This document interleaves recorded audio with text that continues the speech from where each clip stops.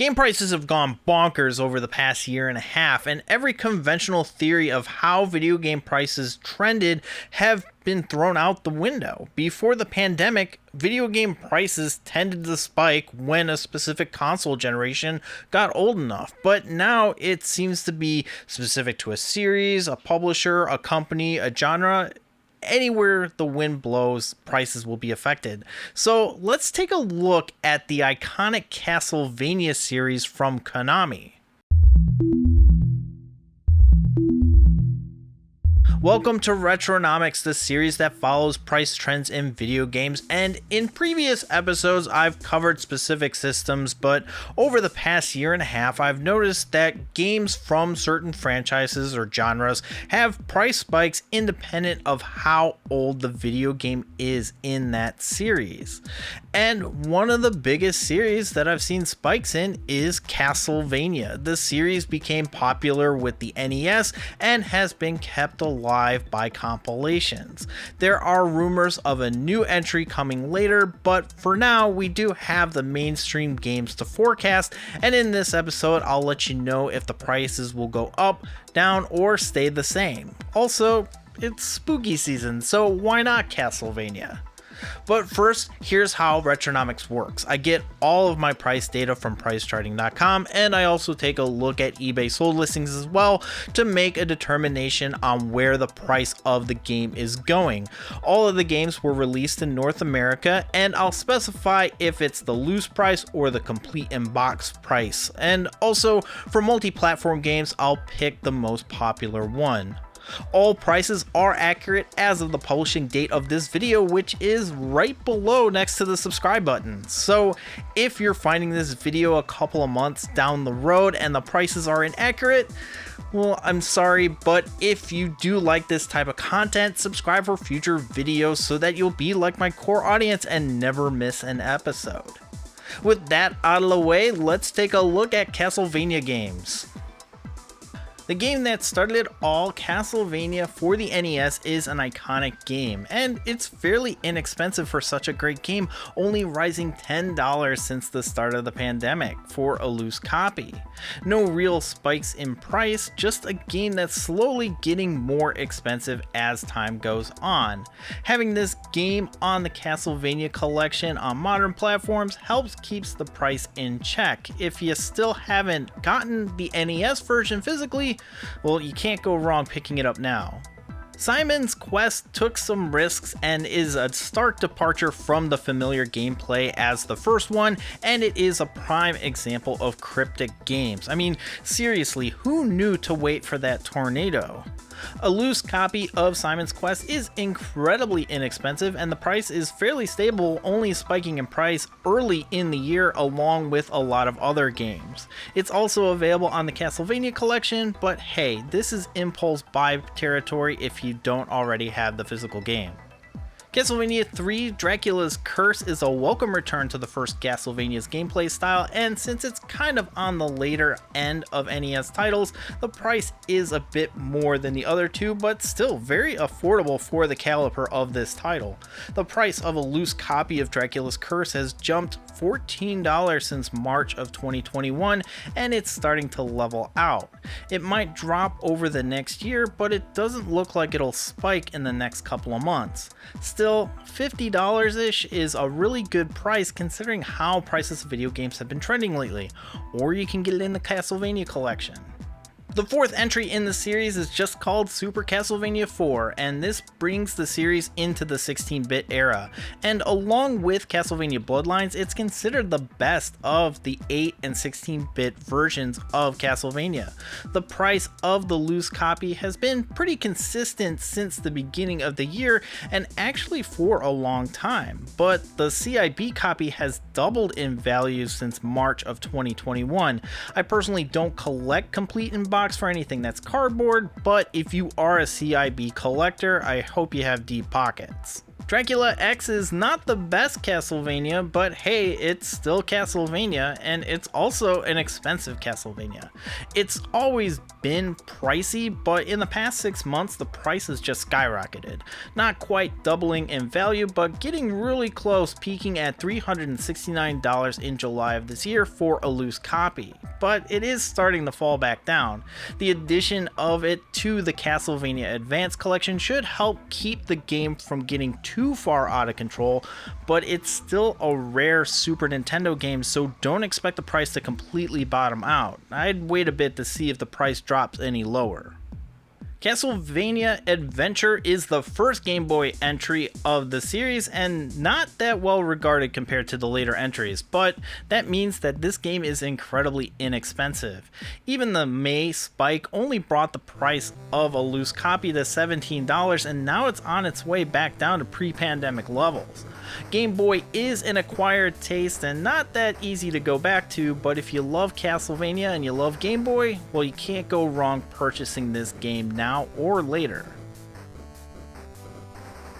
Castlevania 2 Belmont's Revenge is the second Game Boy entry, and it's significantly more expensive than the first. Despite being released fairly early in the Game Boy's lifespan, it did release the same year as Castlevania 4, and it is a more desirable Game Boy game in addition to it being a pretty good Castlevania game. Like most games, the value of a loose copy has doubled since the start of the pandemic, but it now looks like the price has started to level out.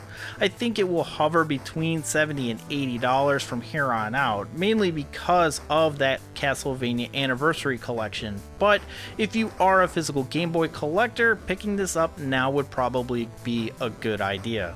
Next up is Castlevania Legends, and if you thought that Belmont's Revenge was expensive, well, hold on to your butts, because Castlevania Legends is a late in life Game Boy game, and it's not available on the modern compilations.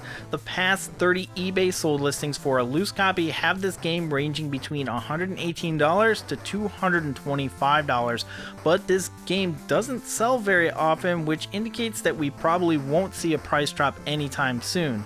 I'd keep an eye out for a price that you're comfortable with and pull the trigger when you see it. Kid Dracula is one of the most expensive Game Boy games there is. Kid Dracula is on the Anniversary Collection though, but it is the Famicom version, not the Game Boy version, and there are some differences that make this version still desirable. So expect a loose copy of this game to continue to fetch a high dollar amount from here on out. I'd consider buying now rather than later. Castlevania Chronicles is a port of the X68000 version of the original Castlevania, which is why I didn't buy it when it was $40 6 years ago. I am kicking myself now because a loose complete copy bounces between $180 and $200. PlayStation prices have exploded recently because of the focus on the PlayStation Network being unavailable for the Vita and the PlayStation 3, which this title is available on. The price for the physical PlayStation game is leveling out, but it's going to be a while before we can determine if this is the new baseline prices for PlayStation games going forward or if they're going to drop.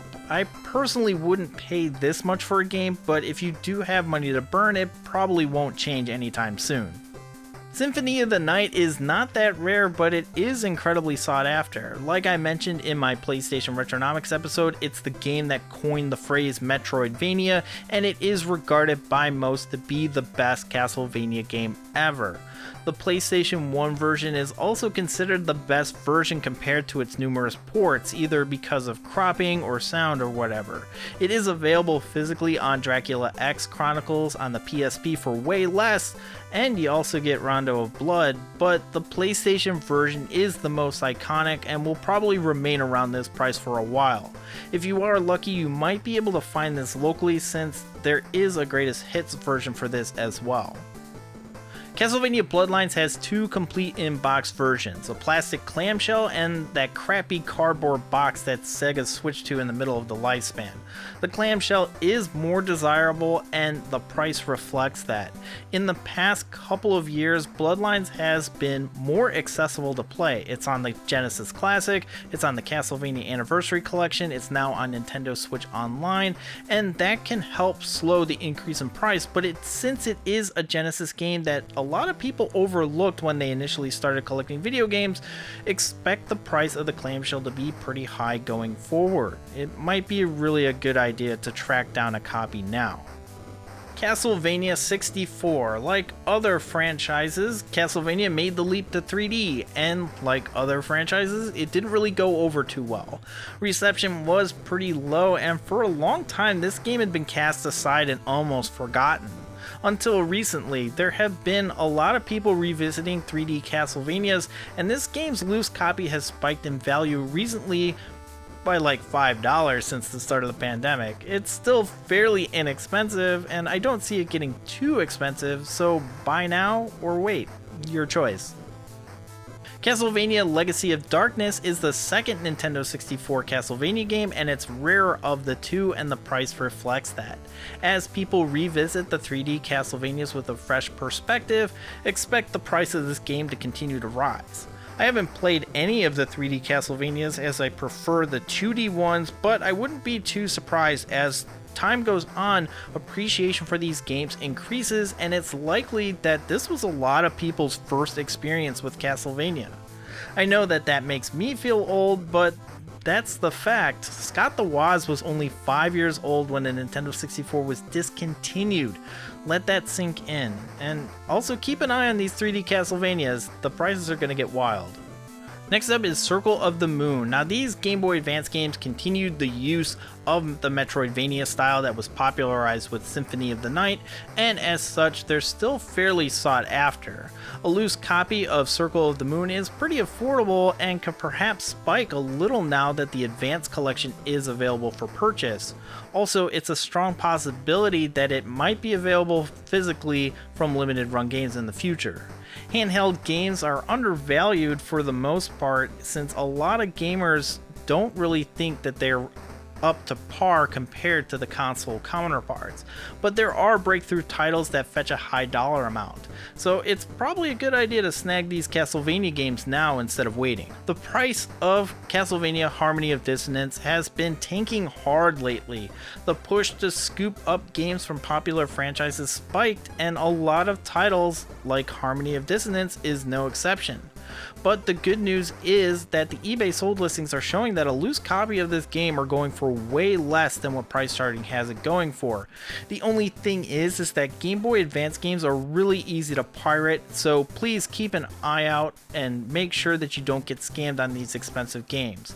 But if you don't want to take any chances, it is available on that compilation. Next up is Castlevania Area of Sorrow, and we're seeing a trend here. It looks like that the third game on each platform is the most expensive. A loose copy of Area of Sorrow will run you close to $100. eBay sold listings do indicate that the price has a bit more to give, and the compilation will probably keep these games in check for the immediate future, so keep an eye on this one because it might slowly fall back down to just above pre-pandemic levels in the next year or so. Castlevania Lament of Innocence spiked along with the other more recent Castlevania games back in June, and it's actually on its way back up after a brief dip. But the price of a complete copy of this game will run you anywhere from $20 to $50 depending on the condition. It's fairly inexpensive compared to other titles on this list, but one that you might want to pick up now rather than later. Not to sound like a broken record, but the 3D Castlevanias are getting a new perspective, and the value will probably increase as the younger generation who grew up with 3D titles as the norm go back to relive their nostalgia.